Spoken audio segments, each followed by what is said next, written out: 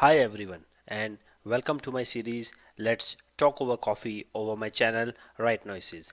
Please do comment, like and subscribe my channel.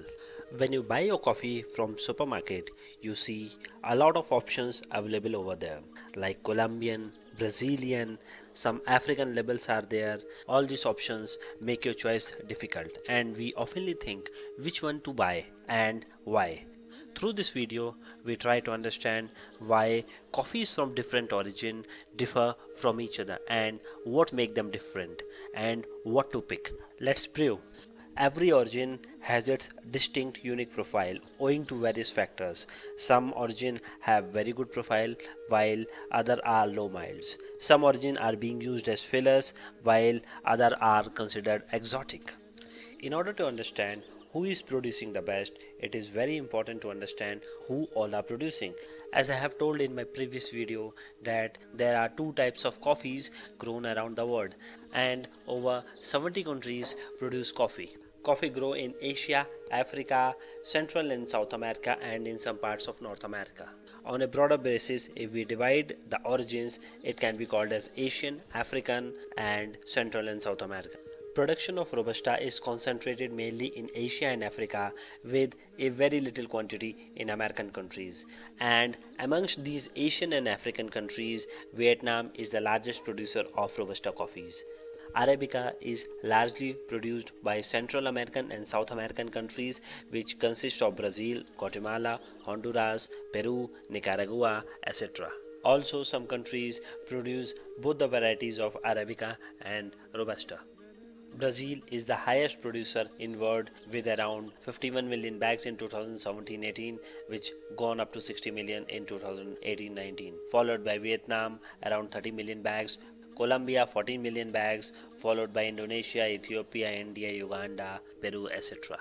So, what makes coffee differ from one country to another? Actually, a vast array of variables exist, all of which will alter the outcome of how your coffee will taste. Let's have a look on these variables. The first variable is microclimate. Every region is having its indigenous climate, which comprises temperature ranges, altitude, humidity, of precipitation, hours of sunshine, which defines the plant growth and thus the quality of the beans. Another important factor is biodiversity.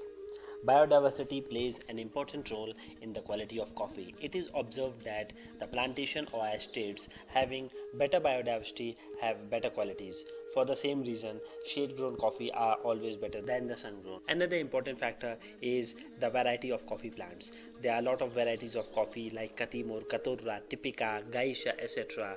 are available, and every variety has its own specific characteristics. Some varieties are good for commercially grown coffee due to their high productivity and disease resistance, while others are known for their cup characteristics. Soil characteristics play an important part in defining the quality of coffee. Soil must be well drained and amended with organic materials. Normally, volcanic soil are considered good for coffee. For example, Ethiopian coffee have soil of volcanic origin with the high nutrient holding capacity and produces the best quality in the world. A well managed farm always bears good fruit. Timely planning of farming activities and better farm management practices always result in good production and quality. Another important variable dominating the quality is the type of processing, whether the coffee is dry processed, semi-dry processed or wet processed. I will cover these types of processing in my next video. In brief, washed coffees are produced by wet processing, which have pulping, fermentation, and drying as major steps. The cup characteristics of washed coffee are citric notes, orange flavor, floral notes, caramel and chocolate notes, sweet aftertaste, clean cup, and balanced body.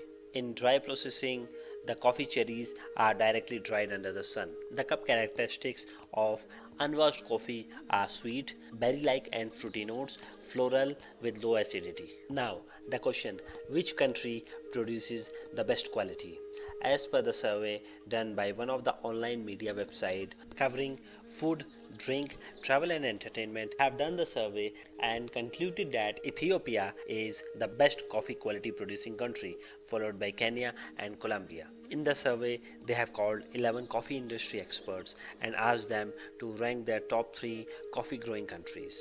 Let's have a look on the cup profile of these 3 countries. Ethiopia. Ethiopia is having sweet fruit notes with delicate floral aromas. Ethiopia is the birthplace of coffee arabica, which has been growing wild and harvested here for millennia. Ethiopia has also the largest genetic diversity of coffee varieties, many of which still remain unclassified, which helps contribute to the uniqueness of the cup character. Followed by Ethiopia is Kenya. Kenya has some of the most exquisite coffees. The coffees from Kenya have such a unique flavor profile. In many Kenyan coffee, you find a big red cherry and black currant sweetness that is balanced by intense brightness that makes it very memorable. The third place is occupied by Colombian coffee, which roasted properly tastes like fresh fruits. It has a lot of different flavor profiles and a slew of different varietals that can be found in Colombia.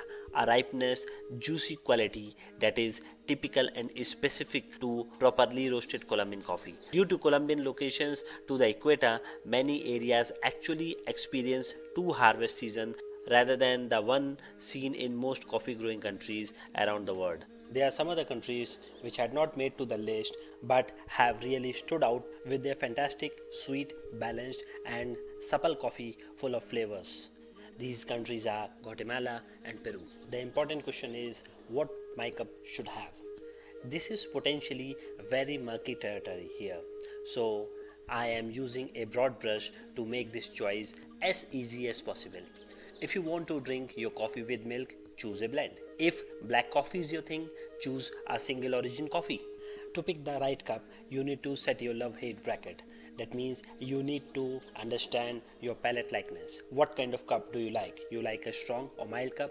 You like cherry or fruity notes, or you are fond of citric cup? What kind of roast do you like? Light, medium or dark?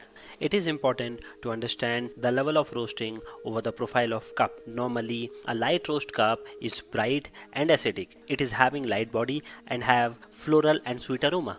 When we goes to medium roast, it is having balanced flavor with increased body and acidity, and the taste is slight sweet. When we further roast the coffee and goes to a dark roast, then the cup profile will be bitter, aromatic, full body, smoky taste with more chocolate and caramel notes. Once you have understood your palate, now it's time to understand the profile of the regions from which we have to choose our cup. Basically, it is divided into 3 origins. One is Asia, second is Africa, and third is America. Normally, the Asian coffees are earthy, chocolatey, sweet, and heavy bodied, while African coffees are bright, acidic, fruity, and medium body. When we goes to Americas, the coffees are mild and balanced with nutty, spicy, and mild acidity. For the lovers of fruit driven flavors and floral aromas, African coffee is a great option.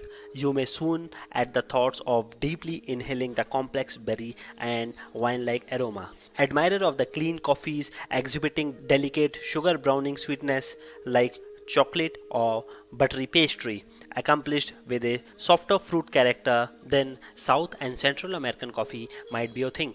Fan of heavier bodied and earthy coffee, Indian and Indonesian region is for you. These coffee often exhibiting a luscious and syrupy body combined with herbal and savory flavors. By now, you might have understood what to pick and from where to pick. So we can conclude by having a look on basic thumb rule of selection.